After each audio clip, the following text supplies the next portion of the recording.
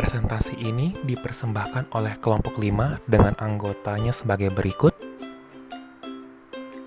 Dilanjutkan dengan kelompok 6 dengan anggota sebagai berikut.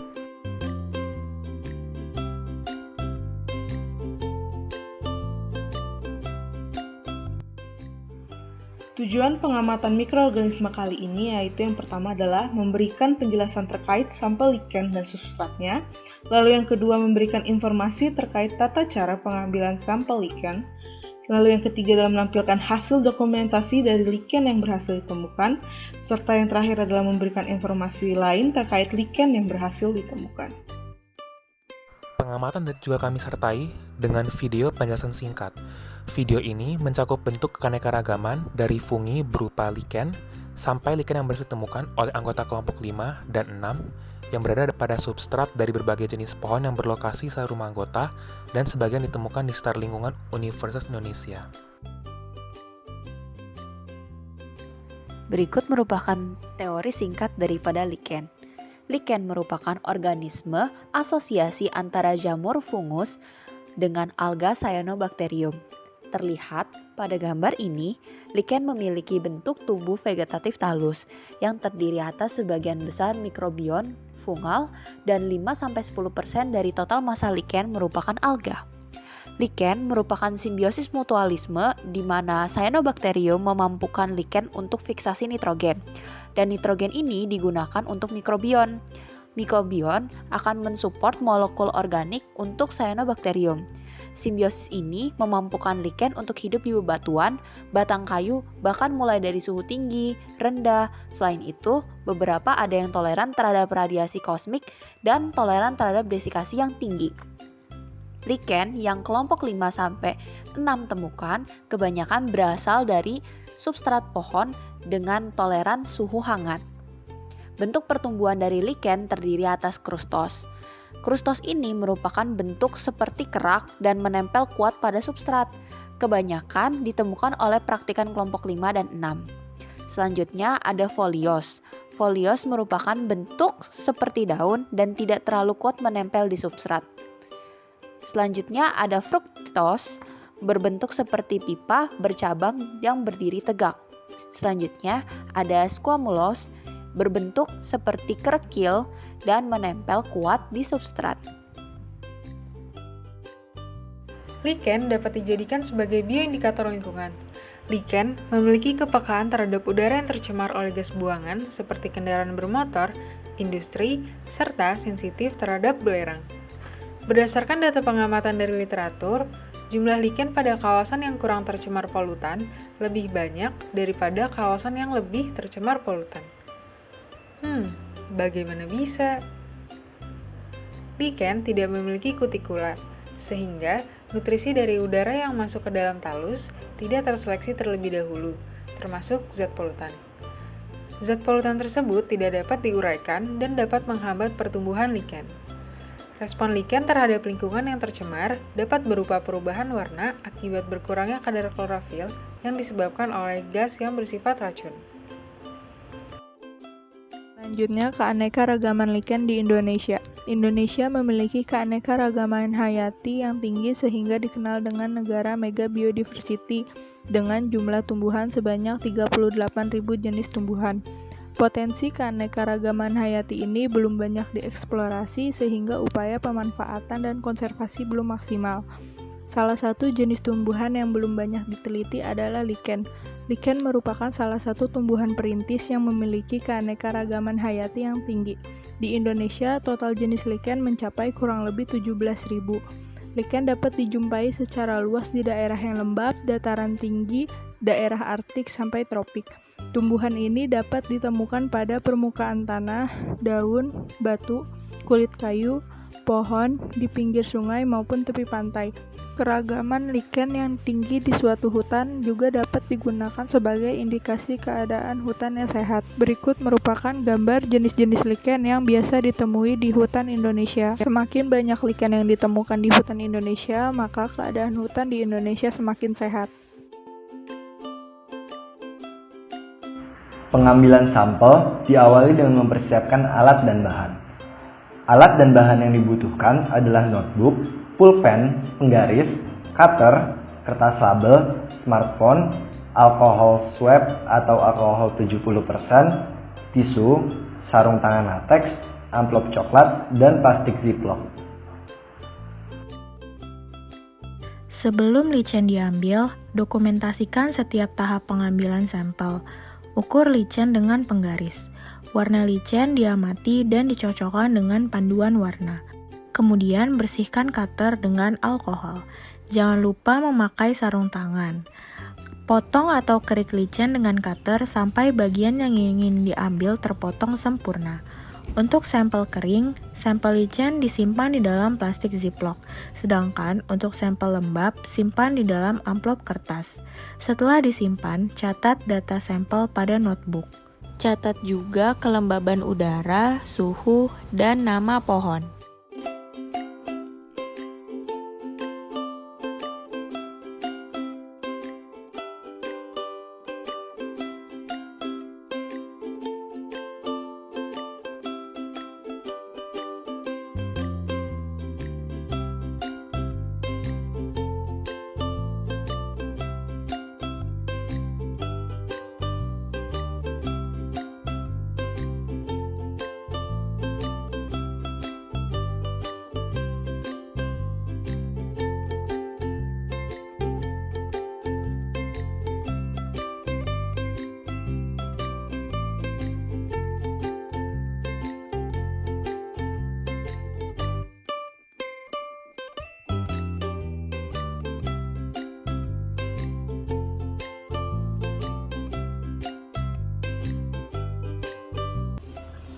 Sampel licen diberi label pada amplop coklat, aluminium foil atau plastik ziplock yang memuat lokasi, tanggal, kolektor, substrat atau host, simptom apabila host mempunyainya, dan nomor koleksi yang didasarkan pada urutan praktikan yang mengambil sampel.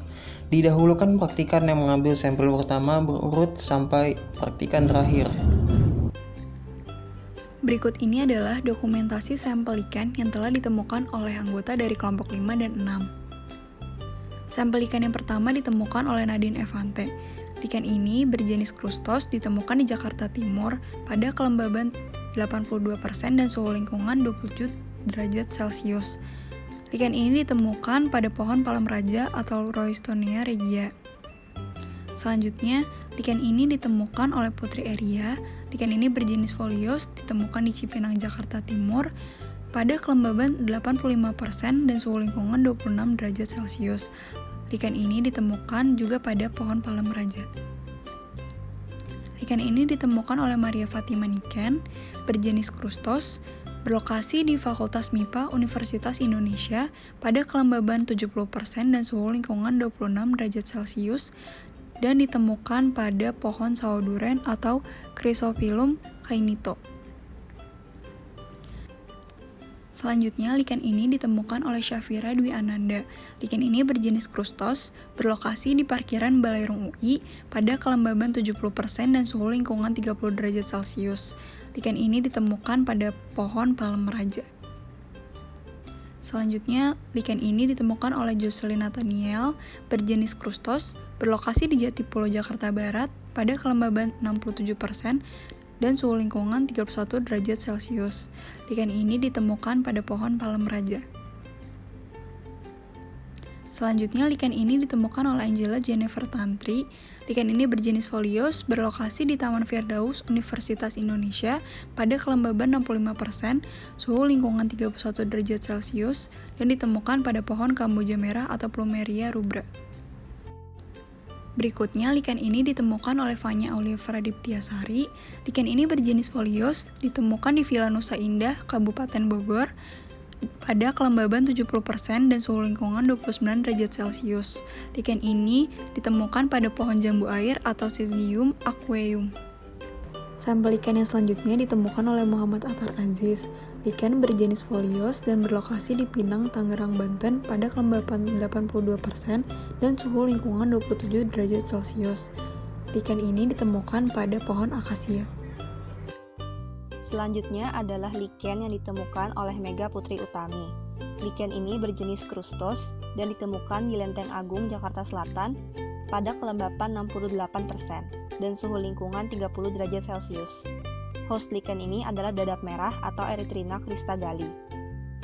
Selanjutnya adalah lichen yang ditemukan oleh Kasih Christie, dan lichen ini berjenis folios, ditemukan di Serang, Banten, pada kelembapan 79% dan suhu lingkungan 28 derajat Celcius.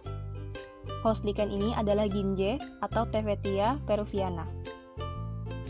Sampel lichen selanjutnya ditemukan oleh Alivia Salsabila dan berjenis Crustos. Lichen ditemukan di Depok, Jawa Barat pada kelembapan 70% dan suhu lingkungan 30 derajat Celcius. Host lichen ini adalah term besi atau Samanea saman.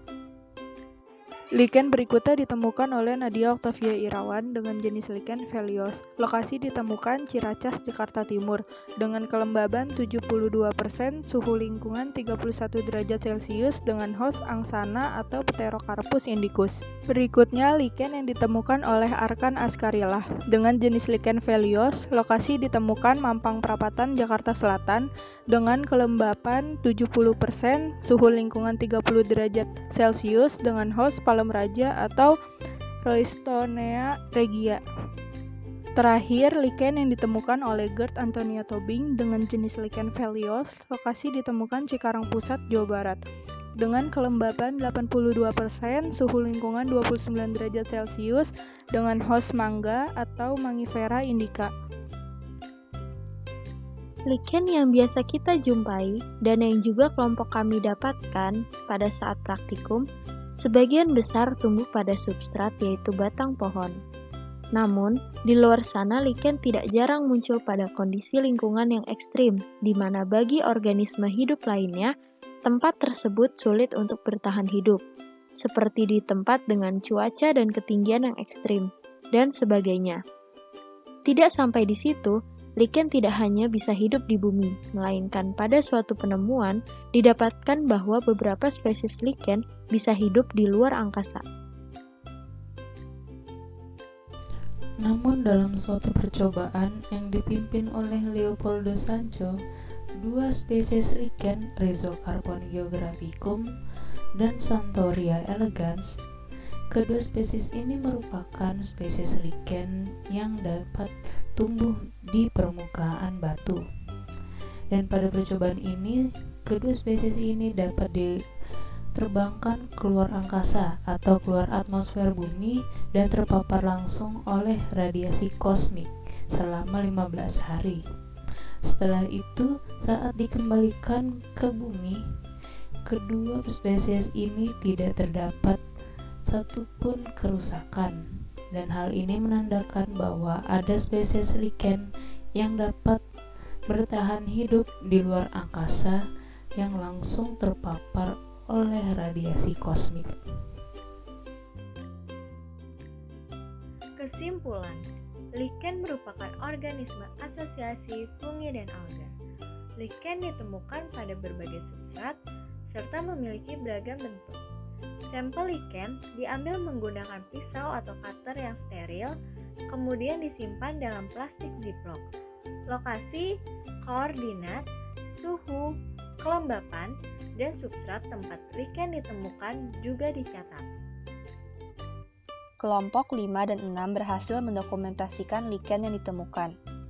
Lichen ditemukan pada berbagai jenis substrat, seperti batang berbagai jenis pohon, dan memiliki beragam bentuk seperti crustos dan folios.